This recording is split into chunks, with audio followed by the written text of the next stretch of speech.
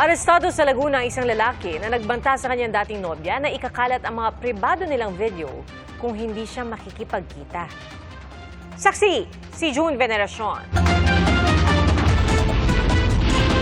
Puwersahang pinasok ng mga tauhan ng PNP Anti-Cybercrime Group o ACG ang kwarto ng isang motel sa San Pablo, Laguna.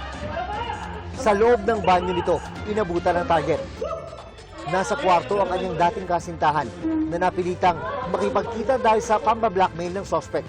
Bago nito ay nagreklamo siya sa mga pulis kaya ikinasaan ang traffic operation. Ikaw ay inaaresto namin sa kasong grade coercion. Ayon sa investigasyon, nalaman po natin na nagkaroon po sila ng relasyon almost 2 years na po.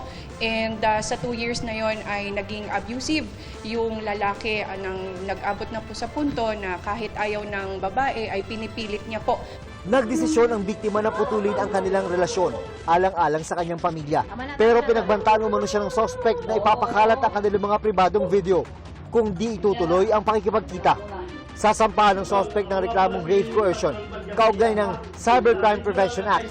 Pinag-aaralan din kung pwedeng isampa ang paglabag sa Anti-Violence Against Women and Their Children Act. Sinusubukan pa naming makuha ang panig ng suspect. Sa mga kababayan po natin, lalong-lalo na sa mga kababaihan, we must know our worth. Huwag po nating hayaan na abusuhin po tayo ng ibang tao. Huwag po kayo magdalawang isip na lumapit sa PNP Anti-Cybercrime Group or tumawag ng 911. Para sa GMA Integrated News, June Veneracion ang inyong saksi. Mga kapuso, maging una sa saksi.